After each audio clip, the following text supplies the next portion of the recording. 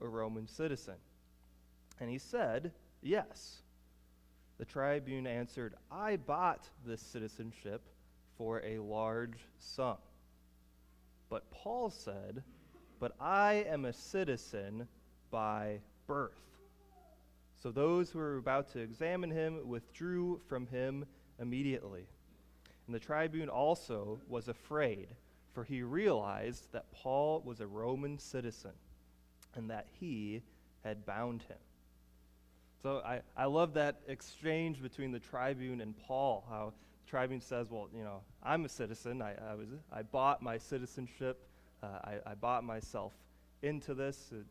I'm not aware of how large a sum that would have been, but I'm sure it would have been a large amount, because being a citizen is something that you wanted to be, because it afforded you certain rights within the empire, such as you couldn't be whipped and flogged and tortured for no reason.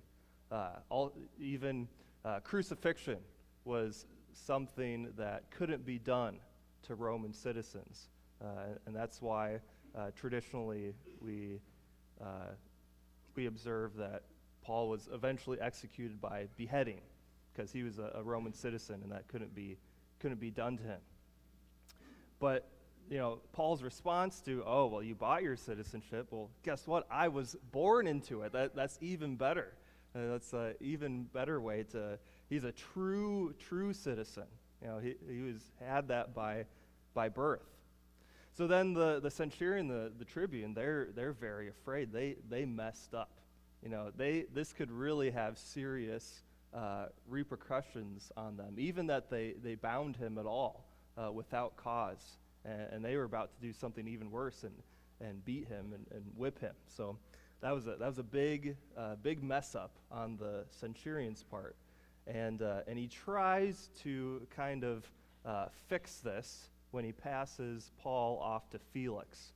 And the letter that the centurion writes to Governor Felix really paints himself in a much better light than how the events actually transpired. All right, then in chapter 23, after this had happened, we learn how there is kind of a unified effort with some 40 or so Jewish men who decide that it is their duty and responsibility to kill Paul. There's a plot to kill him. We see this in chapter 23, starting at verse 12. It reads, "When it was day, the Jews made a plot and bound themselves by an oath neither to eat nor drink till they had killed Paul." So I'm just gonna guess here that none of them actually fulfilled that oath, because Paul didn't die here. They didn't succeed in killing him, and I doubt none of them went without eating or drinking. But here's this group that they are dead set on getting rid of Paul. This is a serious oath, even if they don't actually stick to it. They won't do anything else until they have done away with him. Verse 13. "There were more than 40 who made this conspiracy. They went to the chief priests and elders and said, 'We have strictly bound ourselves by an oath to taste no food till we have killed Paul. Now, therefore, you, along with the council, give notice to the tribune to bring him down to you, as though you were going to determine his case more exactly. And we are ready to kill him before he comes near.'" So notice just kind of the scheme that they've come up with. They don't even want Paul to have a trial, and then the result of this fair trial be his execution. They just want Paul to be brought to trial, and then along the way, they're going to jump him and kill him. They don't even want him to have a fair shake. They've figured out what they need to do. They want to kill Paul on the way to his trial, before it even takes place. Verse 16. Now the son of Paul's sister heard of their ambush, so he went and entered the barracks and told Paul. Paul called one of the centurions and said, "Take this young man to the tribune, for he has something to tell him." So he took him and brought him to the tribune and said, "Paul the prisoner called me and asked me to bring this young man to you, as he has something to say to you."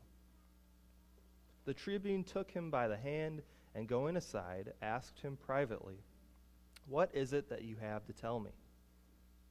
And he said, "The Jews have agreed to ask you to bring Paul down to the council tomorrow, as though they were going to inquire somewhat more closely about him. But do not be persuaded by them, for more than 40 of their men are lying in ambush for him, who have bound themselves by an oath neither to eat nor drink till they have killed him. And now they are ready, waiting for your consent." So the tribune dismissed the young man, charging him, "Tell no one that you have informed me of these things." So here is the centurion's response to this, the tribune. Then he called 2 of the centurions and said, "Get ready 200 soldiers." That's a lot of soldiers. With 70 horsemen and 200 spearmen to go as far as Caesarea at the 3rd hour of the night. So this tribune, he was really dead set on saying, no more, we're going to protect Paul, not on my watch. He's not going to get killed by some mob. And, 200 soldiers is quite a lot, even to fend off just 40 men who had decided to take this oath to kill Paul. This is a really big force that he's just brought out all the stops. We're going to make sure that Paul is kept alive, and we're going to get him to Felix, and it can be Felix's problem from now on. So verse 24. "Also provide mounts for Paul to ride, and bring him safely to Felix the governor." And he wrote a letter to this effect. So in this letter, he paints himself a lot better than how things went. It says, "Claudius Lysias, to His Excellency the Governor Felix, greetings. This man was seized by the Jews and was about to be killed by them, when I came upon them with the soldiers and rescued him." Totally leaves out how it was him who bound Paul and was about to get ready to whip him, but no, he came in and saved the day, saved Paul from the Jews that wanted to kill him. Upon them with soldiers and rescued him, having learned that he was a Roman citizen. And desiring to know the charge for which they were accusing him, I brought him down to their council. I found that he was being accused about questions of their law, but charged with nothing deserving death or imprisonment. And when it was disclosed to me that there would be a plot against the man, I sent him to you at once, ordering his accusers also to state before you what they have against him. So the soldiers, according to their instructions, took Paul and brought him by night to Antipatris. And on the next day they returned to the barracks, letting the horsemen go on with him. When they had come to Caesarea and delivered the letter to the governor, they presented Paul also before him. On reading the letter, he asked what province he was from. And when he learned that he was from Cilicia, he said, "I will give you a hearing when your accusers arrive." And he commanded him to be guarded in Herod's praetorium. So before we go on in chapter 24, where we finally get to the topic of our story today with Paul before Felix, there's this interesting dynamic between the Jews and the Romans that are governing them that happens quite a lot. It really the first time we see this is with Jesus' own trial before Pilate. where we see the Jews accuse Jesus or Paul or another believer, accuse them of breaking their own Jewish laws. But the Jews also realize that they aren't able to enact out that punishment if they want to execute that person. They have to bring them before the Romans, the Roman officials.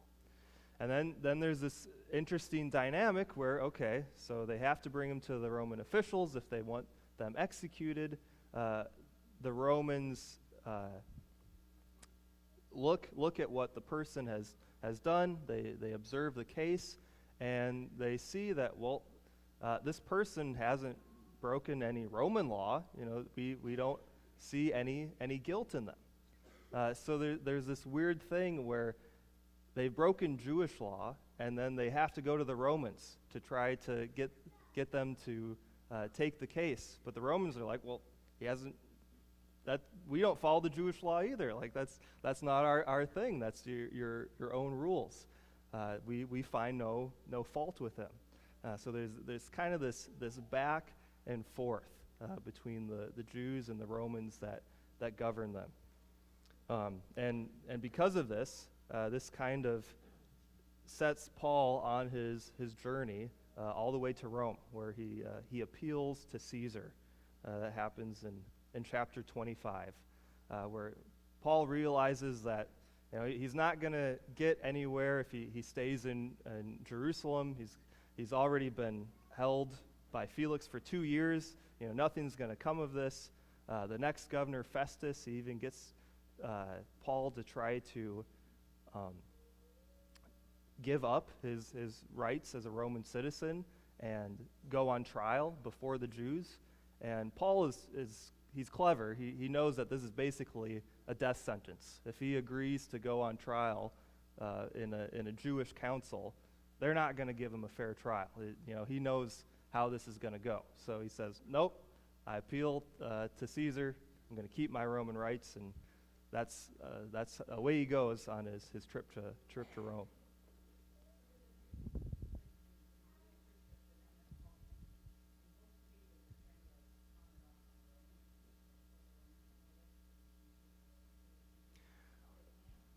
Well, it's because they have to, because they're part of the Roman Empire. Even though there's kind of the local government, the local officials you have the Pharisees and the Sadducees and the high priests and the councils. Rome, they're still part of the Roman Empire, and they still have these governors like Felix and Festus, and you have the Roman tribunes and the centurions.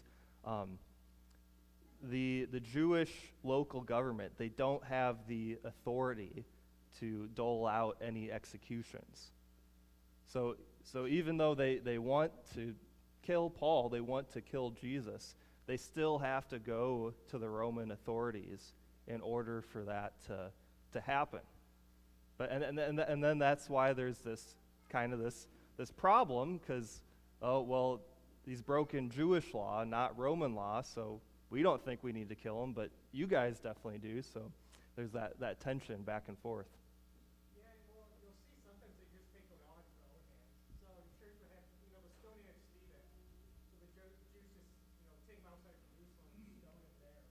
Sometimes they do that. What's interesting about Paul, they were going to kill him, and then the Roman soldiers saw this happening in the temple.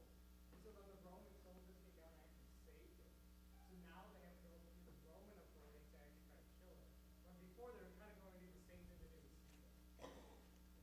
So yeah, it's interesting. They try to do it formally. That just has to know how to do it. Part of the reason they actually take them outside is the truth that they'll come into the city, they themselves can execute.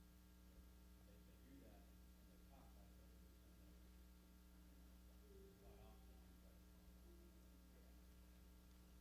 try to follow. Right. So yeah, it's just a very interesting turn of events. How things had to go a certain way in, like split-second decisions for any of this the story to keep moving along. If Paul hadn't been able to say, hey, I'm a Roman citizen, maybe he wouldn't have been able to get that out, and he would have been whipped, maybe even died. That's not unheard of either. The story could have ended there.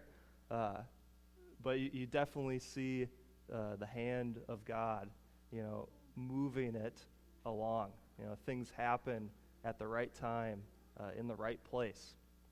And really, this all goes back to Paul's conversion on the Damascus Road, when Jesus tells him, I'm going to show you how much you're going to have to suffer in my name, for my name. And Paul does it. Paul does that. He suffers quite a lot at the hands of different officials in prison. He gets shipwrecked. His journey to Rome is not an easy one. He gets bit by a venomous snake. He has a rough go of it, and eventually, just to be beheaded and killed in the very end. But even so, through all those trials and the persecution that he went through, that was done so that he could spread the gospel, so that he could tell more people about Jesus. When Paul appeals to Caesar, more than just being a politically smart action, to keep himself alive, what's the other advantage of Paul going to Rome, going before Caesar? How does that help Paul spread the gospel?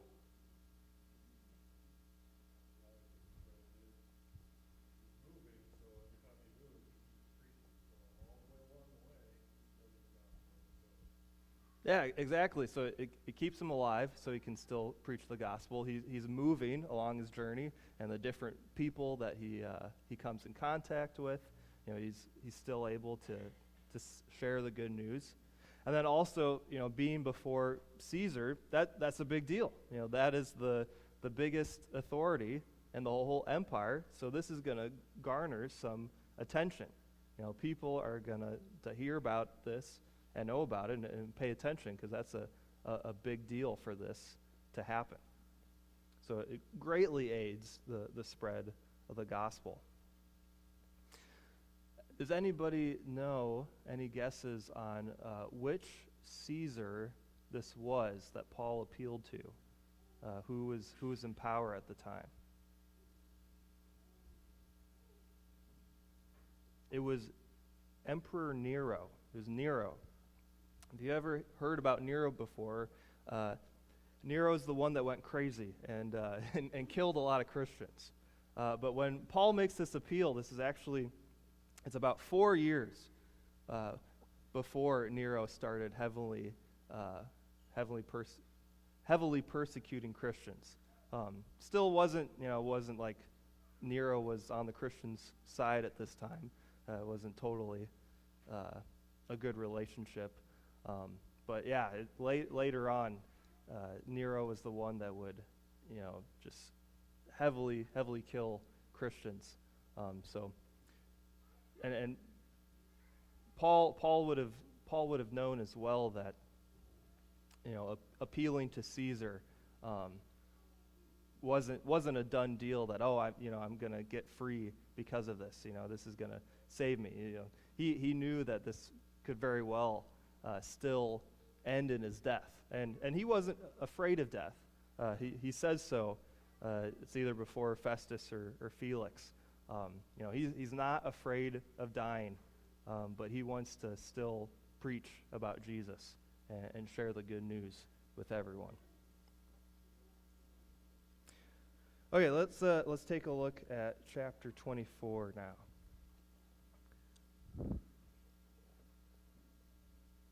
So here is where we see Paul's testimony before Felix and what happened during his captivity after him. So we'll start at the beginning of the chapter, verse 1, chapter 24.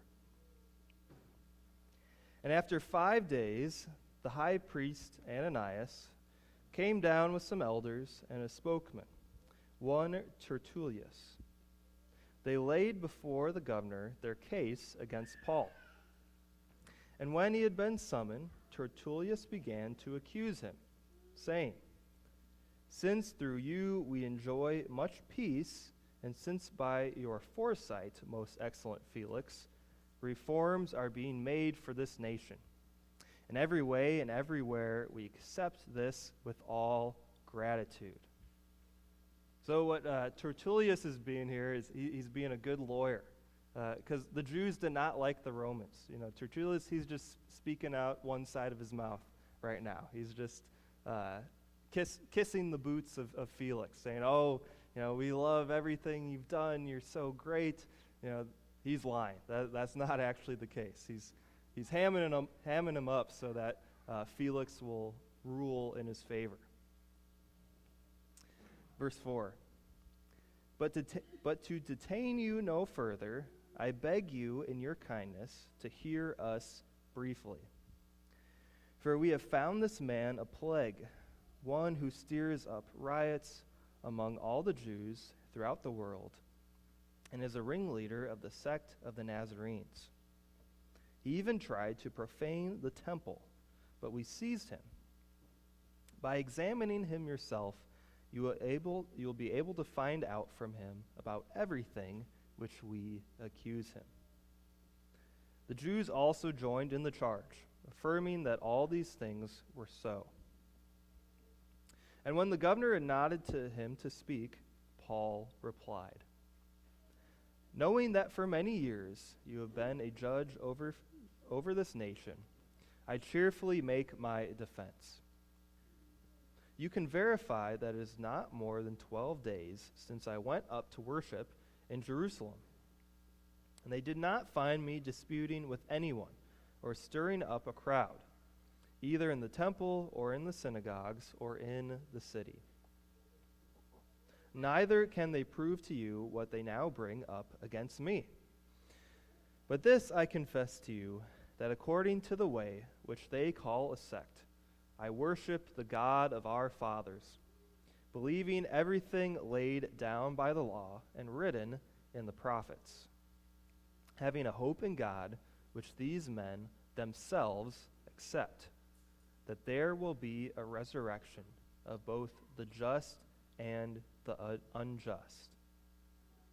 So there in verse 15, Paul says, which these men themselves accept. Okay, so there were two big groups in Jerusalem at the time of Jesus' ministry, and now here during the time of the apostles as well, first acts of the church. There were two groups, the Pharisees and the Sadducees. Now, the Sadducees, they didn't believe in the resurrection. They didn't believe in a bodily resurrection as we do, where both the just and the unjust, the righteous and the wicked, all will be raised again on Judgment Day, and those righteous will go to life, those wicked will go to eternal death. They didn't believe in that, but the Pharisees do believe in the resurrection. So the Pharisees and Jesus and Paul and the teachings of Christianity, we do have that in common. So Paul is clever in his argument here. He pins it all on the resurrection. He doesn't explicitly mention whose resurrection. It's Jesus's resurrection that makes all the difference, which is the whole main point of Christianity. He just brings up resurrection as a whole, because this is something that the Jews that are accusing him, the Pharisees, this is something that they do agree upon. So Paul is very clever in what he says and what he doesn't say. Verse 16. So I always take pains to have a clear conscience toward both God and man. Now after several years I came to bring alms to my nation and to present offerings. While I was doing this, they found me purified in the temple, without any crowd or tumult. But some Jews from Asia, they ought to be here before you and to make an accusation, should they have anything against me. Or else let these men themselves say what wrongdoing they found when I stood before the council, other than this one thing, that I cried out while standing among them.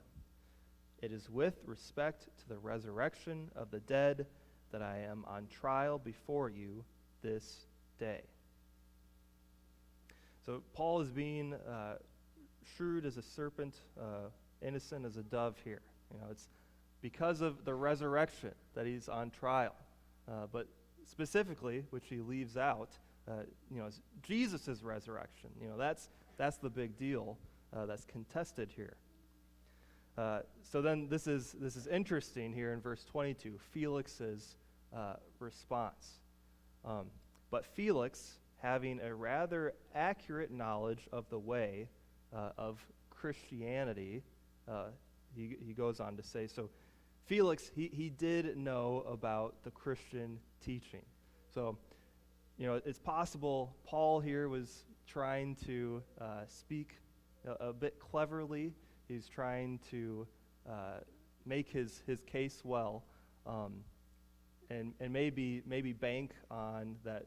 Felix is a Roman that doesn't know a lot about all of the details of this dispute between the Jews and this new sect, the Way, the Christians. But he does, so it doesn't quite work. So then Felix, he says, when Lysias the tribune comes down, I will decide your case. Then he gave orders to the centurion that he should be kept in custody, but have some liberty, and that none of his friends should be prevented from attending to his needs. So basically, Paul is put on house arrest. So he's not thrown in the deepest, darkest dungeon. He's put in custody, but he does have some freedoms. His friends are able to come visit him and care for him, and he does have some amenities. And part of the reason for this is, again, going back to Paul's Roman citizenship.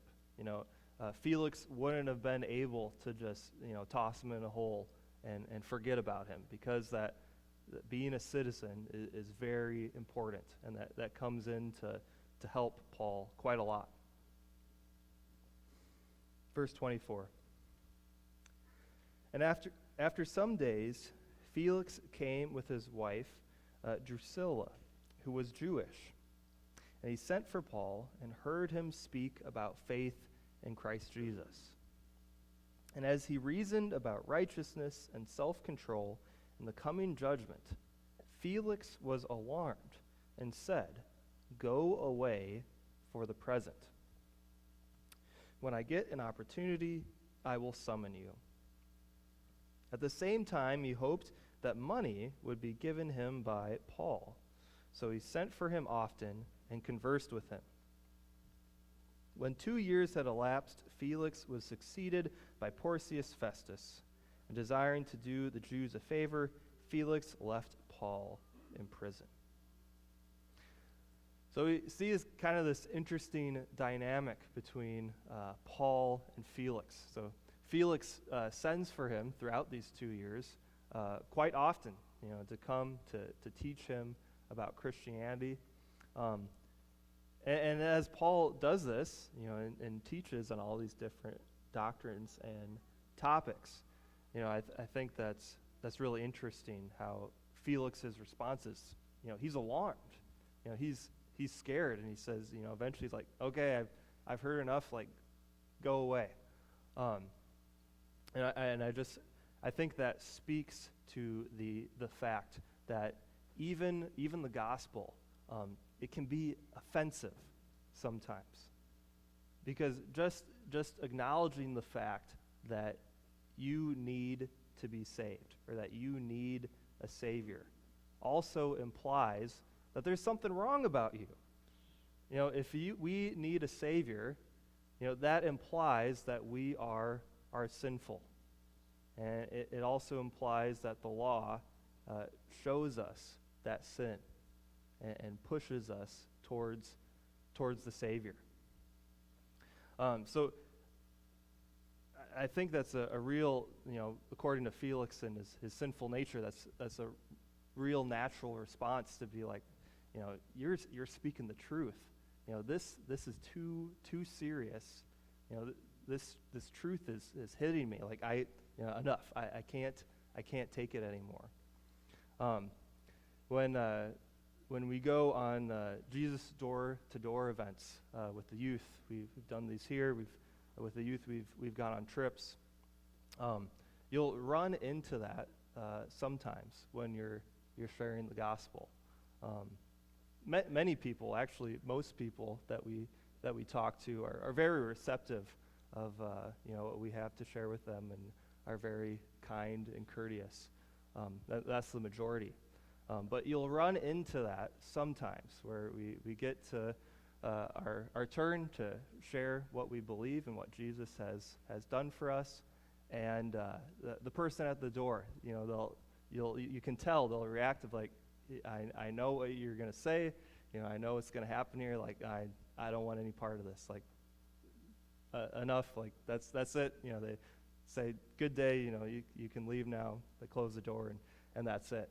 And on our part, we don't take that personally. We're not there to try to argue with them or just stand at their door all day. We say, that's fine, thanks. Have a good day. We always want to be have a kind and cordial response. But yeah, you'll see this. We've experienced this ourselves, where you get to the gospel, even what Jesus has done for us, as a free gift, totally grace, and still there's something about it where it's just so true, it's so real that it's too much for people to handle sometimes, especially when you've been blind to it for so long. There's just something so magnificent about the effect of the gospel that for unbelievers it can be hard to hear it.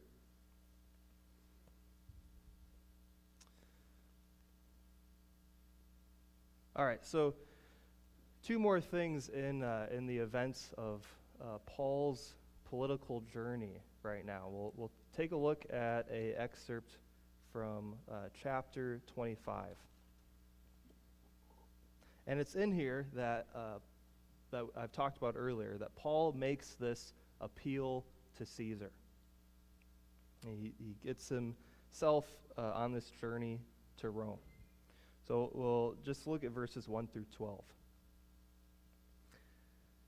Now 3 days after Festus had arrived in the province, he went up to Jerusalem from Caesarea. And the chief priests and the principal men of the Jews laid out their case against Paul, and they urged him, asking as a favor against Paul that he summon him to Jerusalem, because they were planning an ambush to kill him on the way. So they really only have one idea, one plan. They can only come up with one scheme. You summon him, have him appear before you, and on the journey, on the travel there, we'll kill him along the way. It's kind of a one-trick pony, but it never seems to work for him. Verse 4. Festus replied that Paul was being kept at Caesarea and that he himself intended to go there shortly. So, said he, let the men of authority among you go down with me. If there is anything wrong about the man, let them bring charges against him. After he stayed among them not more than 8 or 10 days, he went down to Caesarea. And the next day he took his seat on the tribunal and ordered Paul to be brought. When he had arrived, the Jews who had come down from Jerusalem stood around him, bringing many and serious charges against him that they could not prove. Paul argued in his defense, neither against the law of the Jews, nor against the temple, nor against Caesar have I committed any offense. But Festus, wishing to do the Jews a favor, said to Paul, Do you wish to go up to Jerusalem and there be tried on these charges before me? So I said this earlier. What Festus is asking of Paul is he's asking him to give up his rights as a Roman citizen. So this isn't something that Paul wants to do. It's not something towards his advantage. And if he goes to Jerusalem and puts himself before this Jewish council, guess what's going to happen? He's going to end up being killed. They've already said as much that they want to kill him while he travels. Let alone get to the trial. So if he had chosen to do that, he may have died before he even got into Jerusalem. We don't know, but probably wouldn't have ended up well for Paul. Verse 10. This is Paul's response. I'm standing before Caesar's tribunal, where I ought to be tried. To the Jews I have done no wrong, as you yourself know very well. If then I am a wrongdoer and have committed anything for which I deserve to die, I do not seek to escape death. Paul's not afraid of death. But if there is nothing to their charges against me, no one can give me up to them. I appeal to Caesar. Then Festus, when he had conferred with his council, answered, To Caesar you have appealed, to Caesar you shall go. So another momentous occasion in these series of trials. This is a big deal for Paul to appeal to Caesar.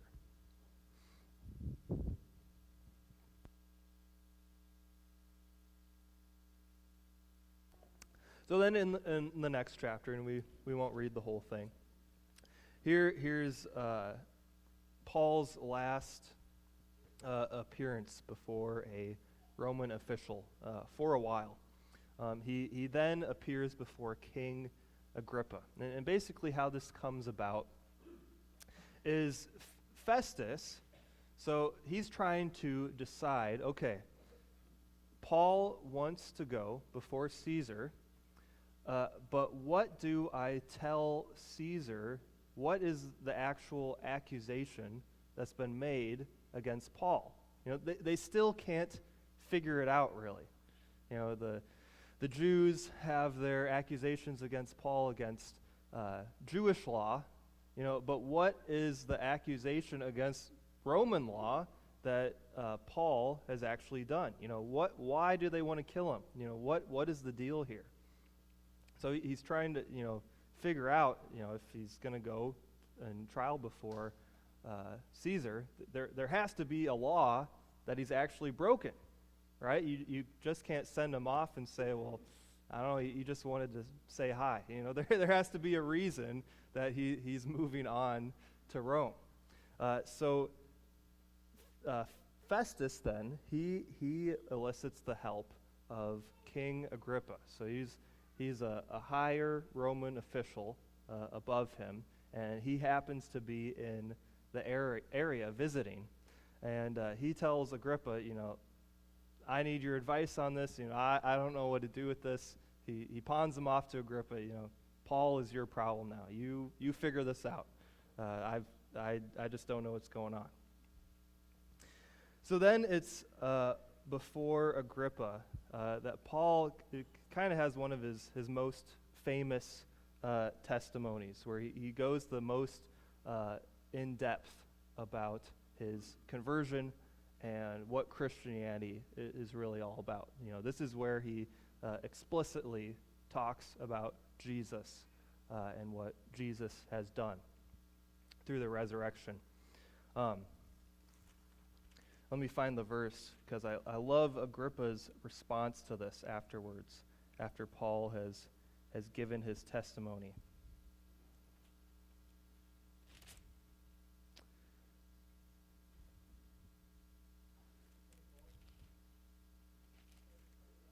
Yeah, it's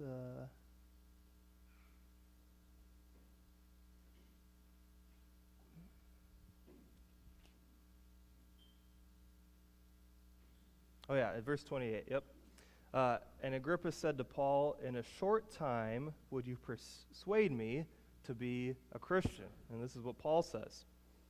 "Whether short or long, I would to God that not only you, but also all who hear me this day might become such as I am, except for these chains."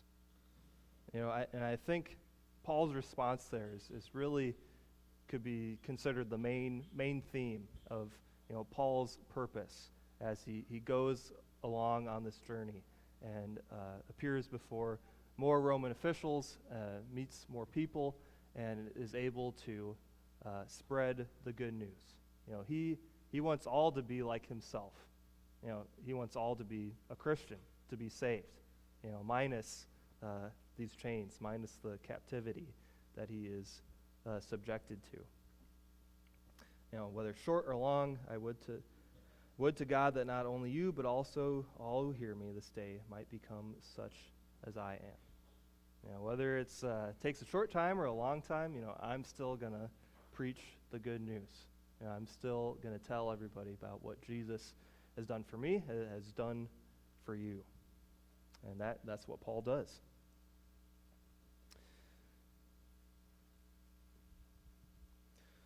All right, so along with our refrain for today, how the law and the prophets point to Jesus.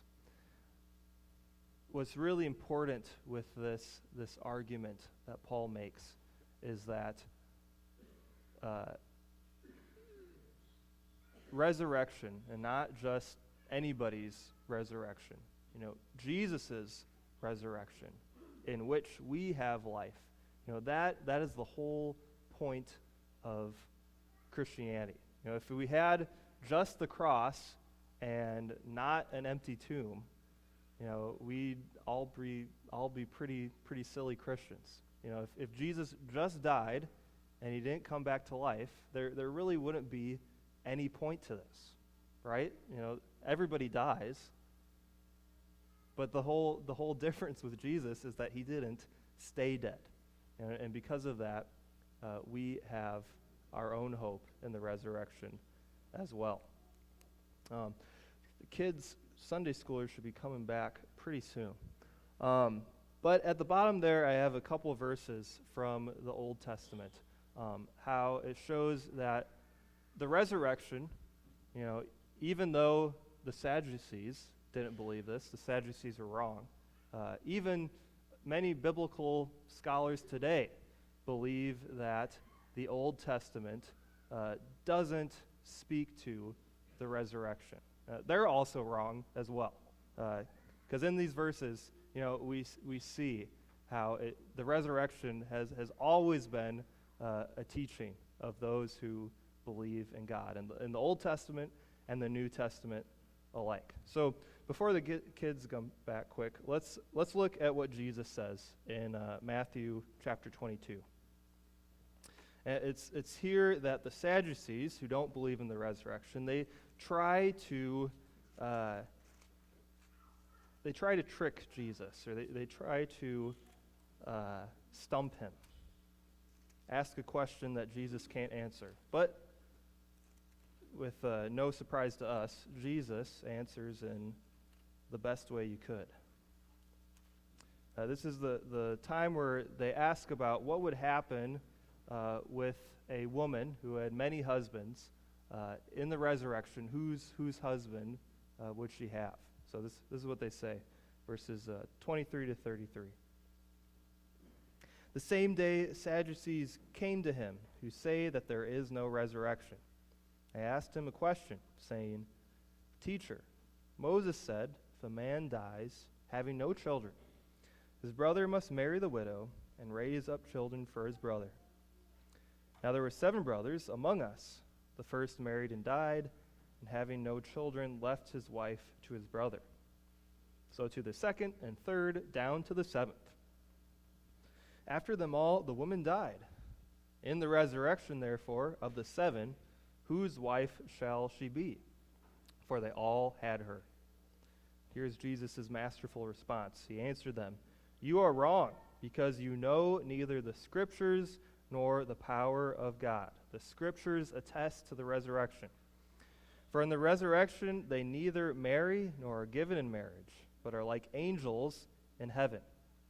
And as for the resurrection of the dead, have you not read what was said to you by God? I am the God of Abraham and the God of Isaac and the God of Jacob. He is not God of the dead, but of the living. And when the crowd heard it, they were astonished at his teaching. So Jesus is the fulfillment of the Old Testament. The Old Testament points towards him, points towards the resurrection, and Christianity is the natural progression of the Old Testament into today. Now, don't let anyone tell you different. You know, we are the spiritual children of God, the spiritual children of Israel. All right, well, very good. Welcome back, Sunday Schoolers. If you could take a moment to fill out your table tents, answer those quiz questions. That helps us know if we're achieving our learning goals with Sunday school. So we'll give you a couple minutes for that, and then we'll close with the Lord's Prayer.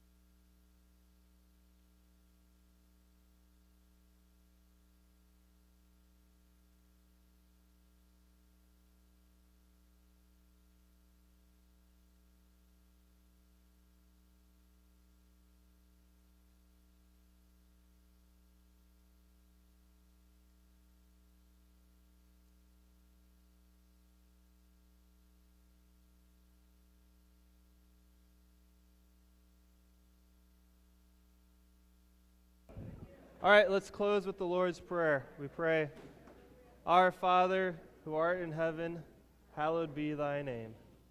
Thy kingdom come.